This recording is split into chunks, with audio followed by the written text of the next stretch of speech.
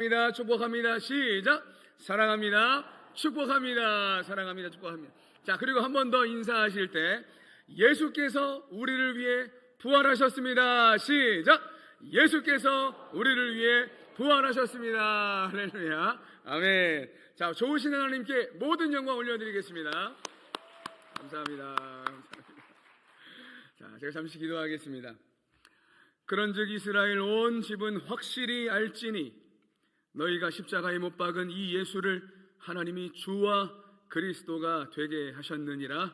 아멘. 사랑의 주님, 오늘도 복된 주일을 허락하시고 특별히 부활절 예배로 모여서 우리 할보리 온 성도가 한 마음으로 부활하신 주님 바라보게 하시니 감사합니다. 마음과 중심을 다해 드리는 이 예배를 기쁘게 받아 주옵소서. 은혜를 사모하는 심령마다 풍성하게 채워주시고 예배를 통해 삶의 문제가 해결되게 하시며 나 여호와는 치료하는 하나님이라 하셨으니 여호와 라파의 하나님 만나는 이 예배가 되게 해 주옵소서. 예배 중에 육신의 질병도 떠나가게 하시고 마음의 아픔도 회복될 수 있도록 은혜를 베풀어 주옵소서. 또한 우리 입술을 열어 이 부활의 기쁨을 전하는 자리마다 우리 주님 함께 해주시고 이 은혜의 감격이 넉넉하고 풍성히 흐르도록 우리를 사용해 주옵소서. 오늘도 귀한 예물 정성스레 준비하여 하나님께 드립니다. 주님의 부활하심을 기뻐하며 감사의 마음을 담았습니다. 11조를 구별합니다. 마음의 소원도 적었습니다. 선한 목자 되신 주님, 모든 예물을 흠행하여 주시고 주님 나라 위하여서 아름답게 사용해 주옵소서. 드린 손길도 기억해 주셔서 하나님의 좋은 것으로 채워주시되 세상 가운데 주님의 백성으로 떳떳하게 아름답게 쓰임받을 수 있도록 인도해 주옵소서. 정의 연약함을 아시는 주님, 오늘도 긍휼히 여겨주시고 하나님의 말씀만 바르게 선포될 수 있도록 은혜를 베풀어 주옵소서. 예수 그리스도의 이름으로 기도드리옵나이다. 아멘. 아멘. 할렐루야. 사랑하는 성도 여러분, 우리 시간 다시 한번 우리 부활주의를 기념하며 박수 한번 칠 텐데 크게 쳐야 돼. 아직 잠깐만. 아직. 자, 오늘은 우리 기독교 신앙의 심장이자 승리의 상징인 부활주일입니다. 사망 권세를 깨뜨리고 다시 살아나신 우리 주 예수 그리스도의 은혜와 평강이 우리 할보리 온 성도의 삶에 충만하시기를 축복합니다. 부활하신 주님께 다시 한번 감사와 영광의 박수 올려드리겠습니다. 네, 집에서 연습하고 오신 거 아니죠? 박수. 감사합니다. 오늘도 우리에게 꼭 필요한 은혜 주실 줄 믿습니다. 아멘. 여러분, 메멘토 모리라는 말을 알고 계실 겁니다. 너의 죽음을 기억하라. 너도 반드시 죽는다는 것을 또 기억하라는 뜻이 있는 라틴어입니다. 로마 시대의 전쟁에서 승리하고 돌아오는 장군의 뒤에는 많은 전리품과 노예들이 있었는데요. 그 노예 중에 한 명에게 이 장군이 늘 이 말을 반복해서 외치게 했다고 해요. 메멘토 모리, 메멘토 모리. 죽음을 기억하라. 너의 죽음을 기억하라. 이 장군은 왜 그 노예, 그 포로에게 이것을 시켰을까요? 전쟁에서 승리했다고 너무 우쭐대지 말고 겸손해야 한다는 의도였습니다. 아무리 화려한 승리를 거두어도 결국 죽는다는 것을 잊지 말라는 스스로에 대한 경고였습니다. 그렇다면 오늘을 사는 현대인들은 이 죽음을 어떻게 대하고 있을까요? 우리나라 의학은 세계 최고 수준인 거 아시죠? 이로 인해 기대 수명이 계속 증가하고 있고요. 그렇기 때문에 사람들은 자신이 영원히 살 것처럼 생각하기도 합니다. 실제로 실리콘밸리의 억만장자들은 노화를 정복하겠다며 수천억 원을 쏟아붓고 있어요. 모리와 함께한 화요일이라는 책이 있습니다. 운동세포가 파괴되어가는 불치의 루게릭병을 앓고 있는 노교수 모리 슈워츠. 그는 죽음의 날을 카운트다운하고 있었는데요. 그런 그에게 제자가 한 명 있었습니다. 미치 앨범이라는 제자가 화요일마다 그 교수를 찾아와서 인생을 함께 논하는 내용을 담은 책이에요. 근데 그 글 가운데 이런 글귀가 있습니다. 사람들은 모두 다 죽게 된다는 것은 알고 있지만 자기가 죽는다는 것을 믿는 사람이 하나도 없다네. 의학이 발달하고 인간의 기대 수명이 아무리 늘어도 장례식장에 가보면 우리는 여전히 죽음 앞에 속수무책이라는 사실을 깊이 깨닫게 됩니다. 철학자 키에르 케고르는 죄로 죽어가는 인생을 이렇게 정의했습니다. 사형 언도를 받은 죄수들이 감방에 갇혀 있다가 한 사람씩 교수형장으로 끌려가는 모습을 바라보면서 자신의 순번을 기다리는 것과 같다. 사랑하는 성도 여러분, 만약에 죽음이 끝이라면 우리의 인생은 결국 멸망이라는 바다로 흘러가는 비극일 것입니다.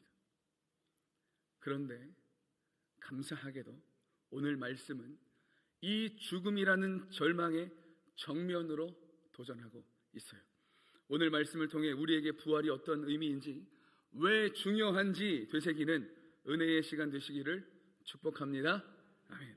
사도 바울은 오늘 본문인 고린도전서 15장에서 애끓는 심정으로 부활이 없다면 이라는 말을 무려 8번이나 반복합니다. 우리가 다 읽진 못하겠고요. 17절에서 19절만 다시 한번 읽어볼 텐데요. 한 절씩 교독하고 마지막 절 19절은 같이 읽습니다. 그리스도께서 다시 살아나신 일이 없으면 너희의 믿음도 헛되고 너희가 여전히 죄 가운데 있을 것이요. 같이요. 만일 그리스도 안에서 우리가 바라는 것이 다만 이 세상의 삶뿐이면 모든 사람 가운데 우리가 더욱 불쌍한 자이리라. 아멘. 기독교는 죽은 신을 믿는 종교가 아닙니다.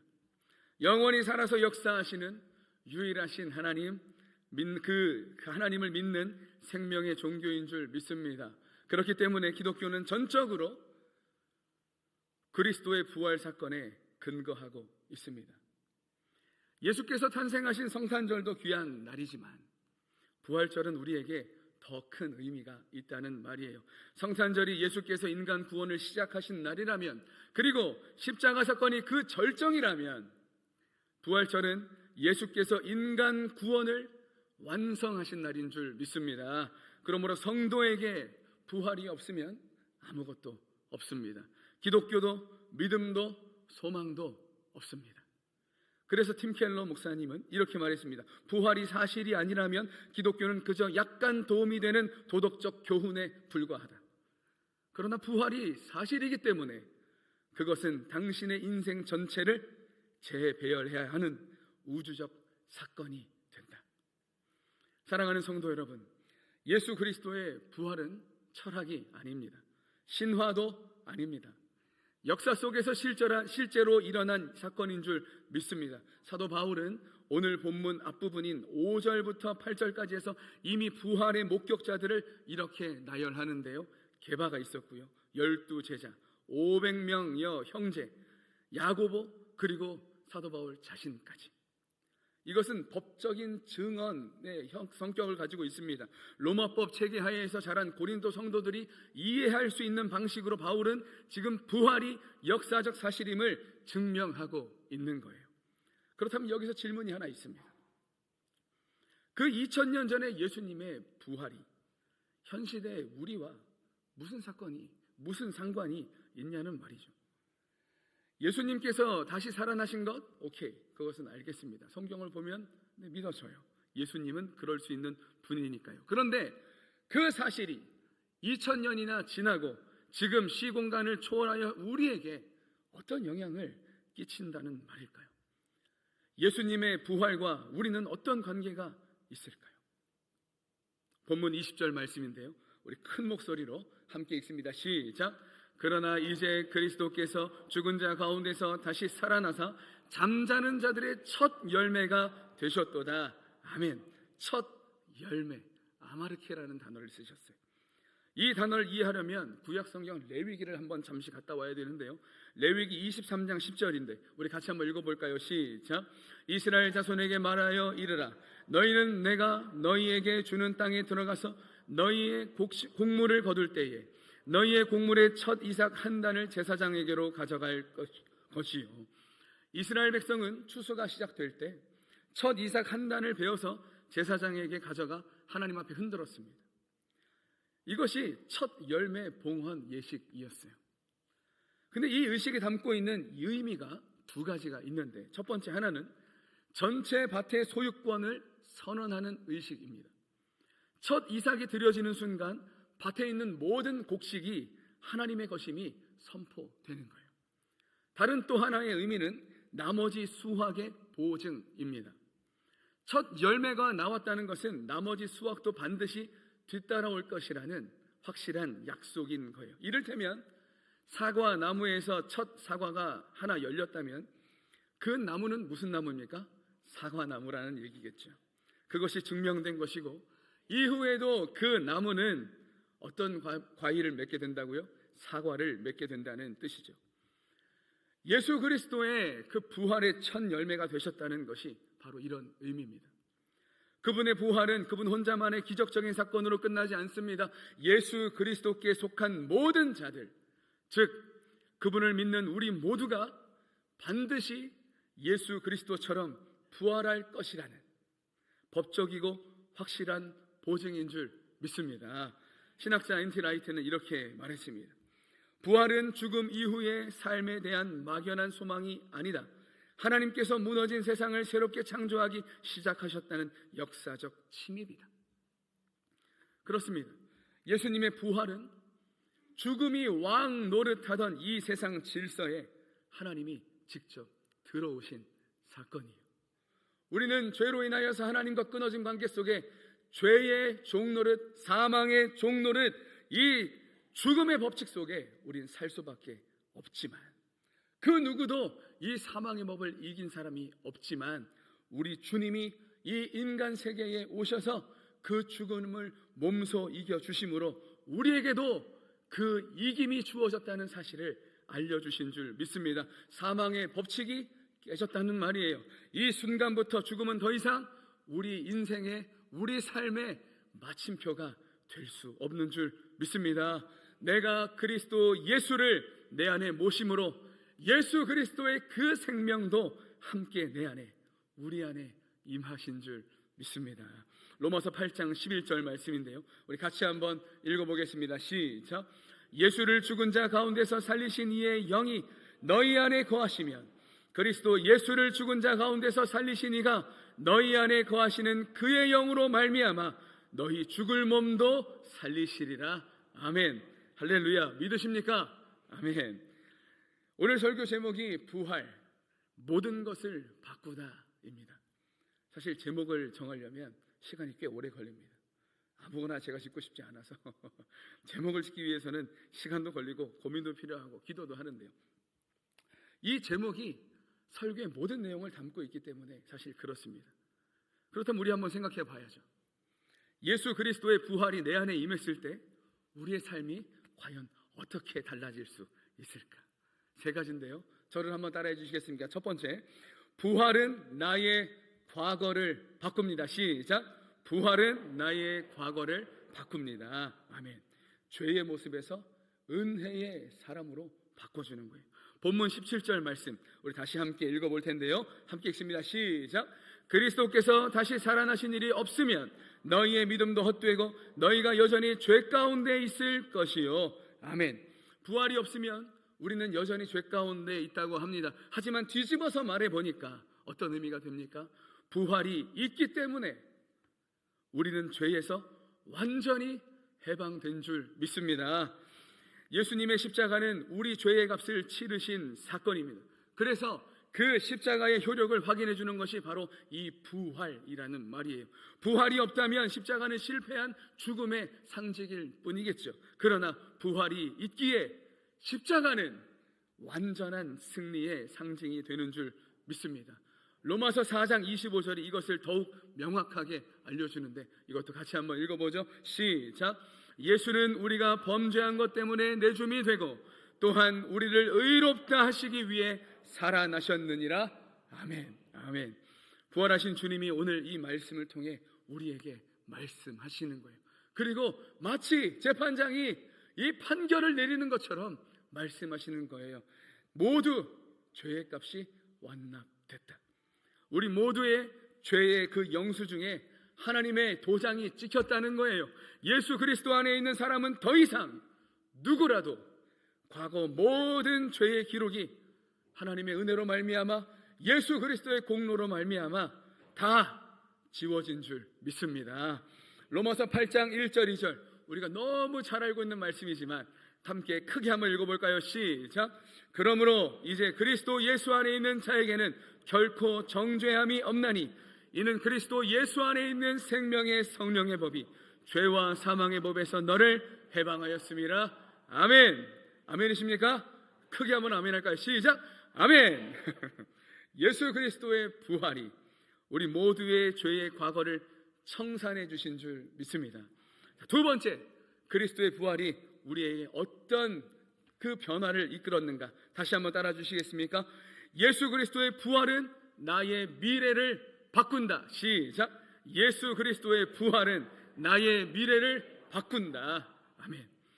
죽음의 공포에서 확실한 소망으로 우리를 바꾸어 주셨습니다. 인간의 가장 깊은 두려움은 죽음입니다. 사랑하는 사람을 먼저 떠나보낸 분들이 혹시 계십니까? 그 이별의 자리에서 우리는 말문이 막히죠. 어떻게 표현할 수도 없고 그 빈자리를 무엇으로도 대신할 수 없는 그 아픔이 있다는 거예요.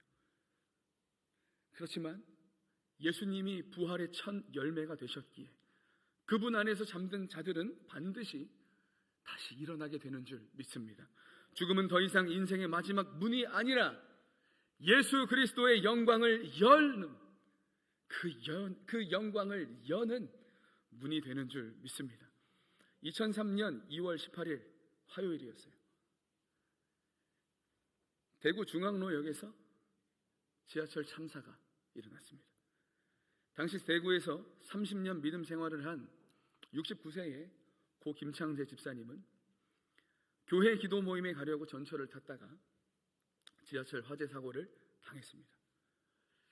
김 집사님은 출입문이 열리지 않아 나갈 수 없는 상황이었는데 알고 보니까 그 칸이 하필 화재가 시작된 그 칸이었습니다. 부인 집사님이 남편에게 여러 번 전화를 했는데 웅웅 소리만 나지 통화가 되지 않았던 거예요.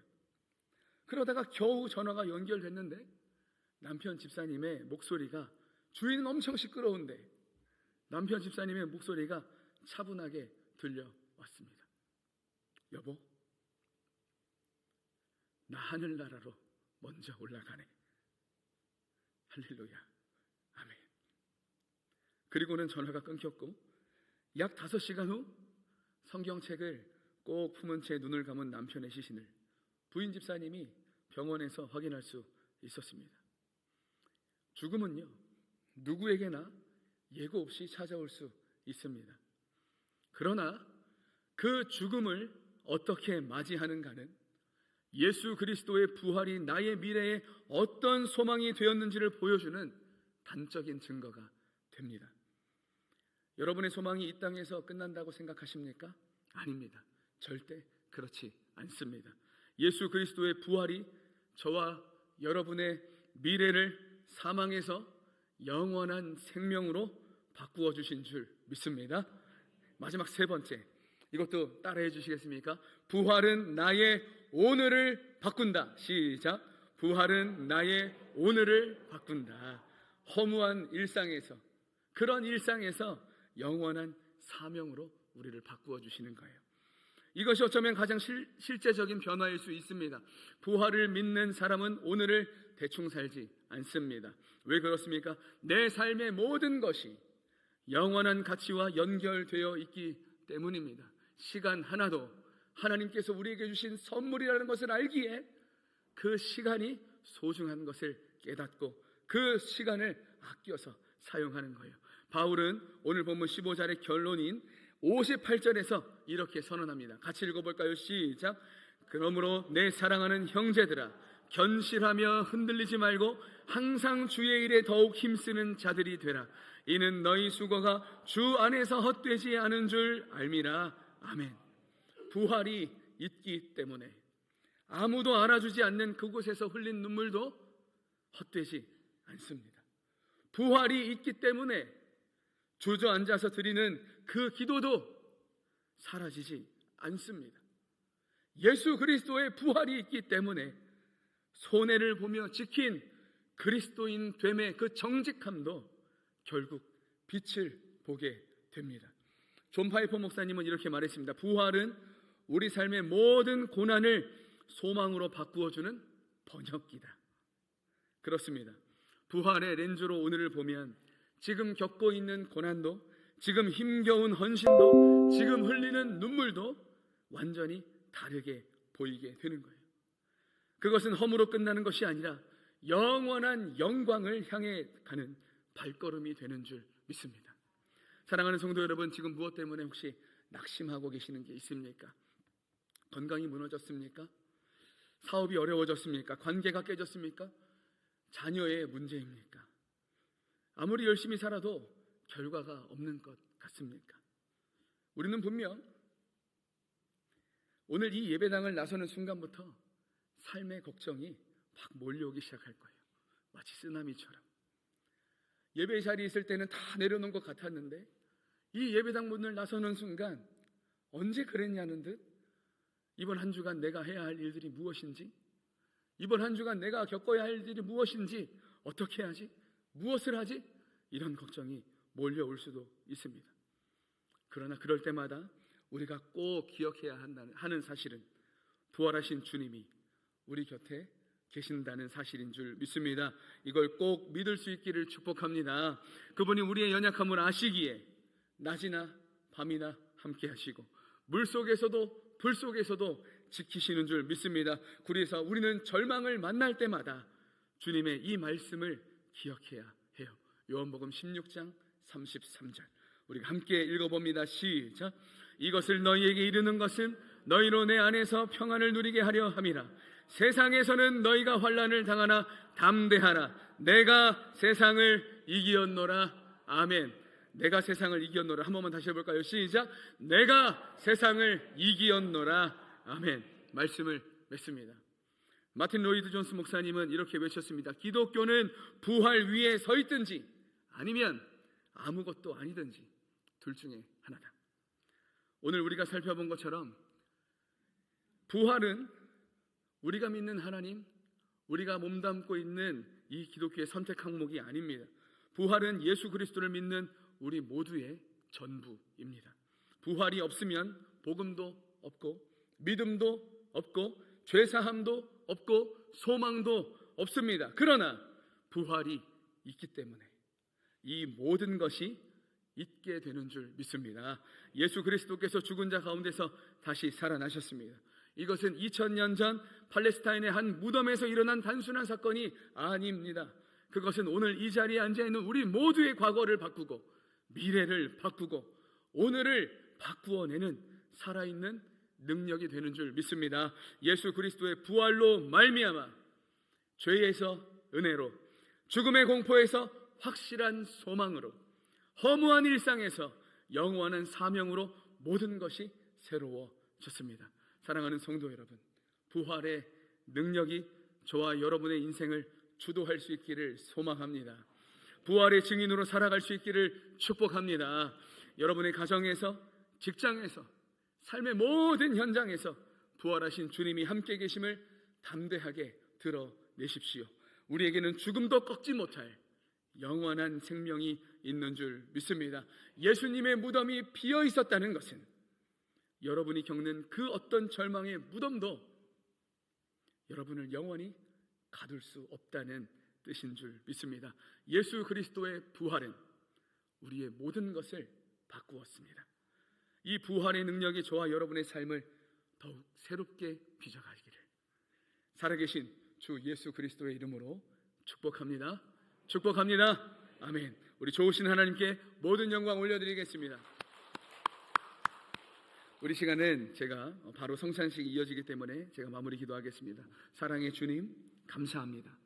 오늘도 주님 안에서 함께 예배하게 하시고 특별히 부활하신 주님을 다시 기억하게 하심에 감사합니다. 우리의 인식 속에, 머릿속에 있는 부활이 아니라 오늘을 살게 하는 힘이 되게 해 주옵소서. 그 부활이 우리의 과거도 우리의 미래도 오늘을 살아가는 우리의 삶도 완전히 바꾸신 줄 믿습니다. 그 부활하신 주님과 동행하는 우리 갈보리 온 성도가 되게 해 주시고 삶의 모든 자리에서 이 부활을 증거하는 복된 하나님의 사람 될 수 있도록 인도하여 주옵소서. 힘들고 지칠 때 내 삶의 문제가 내 앞을 가릴 때 부활하신 주님이 지금도 내 삶을 주관하시고 지금도 능력이 되셔서 우리를 붙들고 계심을 기억하게 하시고, 부활하신 예수님이 나를 붙드신다면 예수님 안에서 그 모든 것이 해결될 수 있음을 믿고 주님 안에서 승리하는 삶을 살아갈 수 있도록 인도해 주옵소서. 이번 한 주간도 살아갑니다. 주님, 우리의 연약함을 주님이 아시지요. 이 문만 나가도 연약해지는 우리인데 하나님, 우리의 삶의 모든 순간 우리를 살리신 예수 그리스도가 기억나게 하시고 그 주님께 기도하게 하시고 그 주님의 능력을 바라며 살아가는 우리 갈보리 온 성도 될 수 있도록 인도하여 주옵소서. 감사를 드리옵고 예수 그리스도의 이름으로 기도드리옵나이다. 아멘.